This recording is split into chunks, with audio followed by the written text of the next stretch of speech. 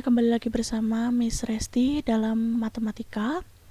Kemarin kita telah belajar pencacahan, kombinasi, dan permutasi. Maka kita hari ini akan belajar tentang peluang. Kalian sudah belajar tentang peluang saat SMP, tapi kita akan kolaborasikan dengan apa yang kita pelajari kemarin. Tapi sebelumnya kita akan review ulang. Yang akan kita pelajari yang pertama adalah definisi, peluang kejadian, frekuensi harapan, dan peluang komplement. Untuk definisi, ada ruang sampel, titik sampel, kejadian, dan percobaan. Pengertian dari ruang sampel, himpunan dari semua hasil yang mungkin muncul pada suatu percobaan. Titik sampel merupakan anggota-anggota dari ruang sampel. Kejadian adalah himpunan bagian dari ruang sampel. Sedangkan percobaan adalah proses yang menghasilkan data. Oke, untuk contoh, maka kita dapat melihat pada percobaan sebuah dadu yang dilempar satu kali. Ruang sampel adalah himpunan, maka harus ada kurung kurawa. Sedangkan titik sampel adalah bagian-bagian dari ruang sampel. Jadi 1, 2, 3, 4, 5, 6 kalian tuliskan tanpa menggunakan kurung kurawa. Ini kejadian yang mungkin muncul ya, bisa 1, bisa 2, jadi kemungkinan-kemungkinan. Untuk kejadian sendiri adalah himpunan bagian dari ruang sampel. Namanya himpunan, kalian harus menggunakan kurung kurawa. Karena yang diminta mata dadu ganjil berarti dari ruang sampel yang mungkin adalah 1, 3, dan 5. Kalau untuk mata dadu genap berarti 2, 4, dan 6. Oke, untuk ruang sampel, misalkan 2 koin uang logam dilemparkan bersamaan. Maka kalian bisa menggunakan tabel ataupun menggunakan pohon faktor. Jika tabel, berarti misalkan yang lurus ini adalah koin pertama, yang ke bawah adalah koin kedua.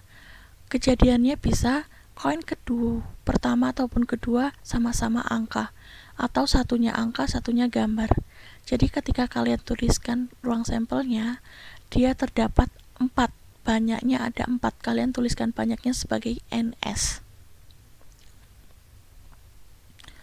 Oke, untuk contoh 2 ini adalah menggunakan tabel untuk pelemparan 2 buah dadu bersamaan, dadu pertama dan dadu kedua.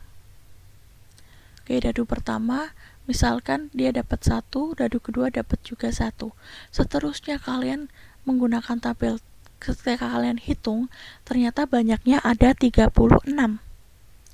Begitu cara menentukan banyaknya ruang sampel.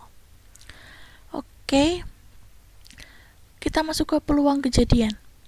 Peluang kejadian dimaksudkan adalah jika A adalah suatu kejadian dan S adalah ruang sampel, maka peluang kejadian A-nya didefinisikan sebagai PA sama dengan NA per NS, di mana NA adalah banyaknya anggota A, NS adalah banyaknya anggota S. Sedangkan rentang untuk peluang adalah 0 sampai 1. Ketika nilainya 0, maka kita dapat mengatakan bahwa kejadian mustahil terjadi. Ketika peluangnya 1, maka kejadiannya pasti terjadi.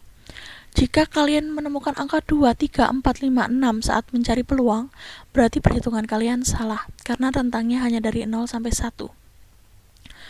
Contoh, 1 dadu dilempar, peluang munculnya mata dadu ganjil adalah seperti tadi, berarti NA-nya ada 3, yaitu 135, sedangkan kemungkinan semua ruang sampelnya ada 6, maka PA-nya 3 per 6 sama dengan 1 per 2. Untuk contoh 2, misalkan 2 dadu yang dilempar. Berapakah peluangnya ketika mata dadunya jumlahnya 10? Maka yang mungkin adalah ketika mata dadu satunya 4, maka dadu duanya akar 10, 6. Jika 5 berarti dadu duanya 5. Jika 6 maka dadu duanya 4. Selain angka-angka ini, tidak ada lagi angka-angka yang dapat membentuk jumlah 10. Maka kita lihat kemungkinannya ada kemungkinan 1, kemungkinan 2, kemungkinan 3. Berarti kemungkinan dari kejadian A ada 3. Sedangkan kemungkinan semua dadu jika dilempar 2 kali ada 36, seperti yang tabel sebelumnya tadi itu ya. Peluangnya sendiri berarti NA per NS, 1 per 12. Oke, contoh 2, ini berkaitan tentang materi yang kemarin, pencacahan kombinasi. Ada kantong, ada 5 kelereng merah dan 4 kelereng putih. Diambil 2 kelereng sekaligus. Ketentuannya keduanya berwarna merah, berarti wajib keduanya merah. Berarti kita abaikan yang putih. Kita cari kemungkinan dari 5 diambil 2 karena 5 itu adalah kelereng merah ya. Hasilnya 10. Sedangkan untuk NS-nya sendiri, ruang sampelnya sendiri adalah diambilnya 2 kelereng sekaligus dari 9 kemungkinan, baik putih maupun merah. Jadi semua kemungkinan. Jadi hasilnya 36. Karena yang ditanya adalah peluang dari keduanya merah, berarti 10/36. Masih soal yang sama, kan tetapi yang ditanya 2 kelereng sekaligus dapatnya 1 merah, 1 putih. Maka NB karena sekaligus, maka dari 5 kelereng merah kalian pilih 1, dari 4 kelereng putih kalian ambil 1.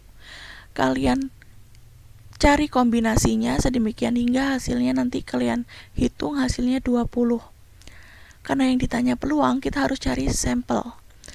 Ruang sampelnya dari 9 yang ada di kantong kita ambil 2 secara acak. Hasilnya 36. Maka peluangnya berapa untuk merah putih? Peluangnya NA per NS, berarti 20/36. Yang terakhir tentang frekuensi harapan.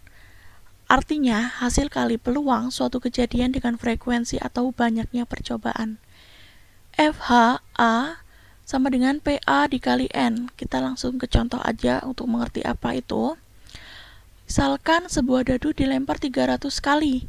Frekuensi harapan munculnya mata dadu genap adalah PA-nya sendiri kita cari dengan 1 dadu. Kemungkinannya mata dadu yang genap kan 2, 4, dan 6. Berarti ada 3 kemungkinan dari 6 mata dadu lainnya. Berarti PA-nya sendiri adalah setengah.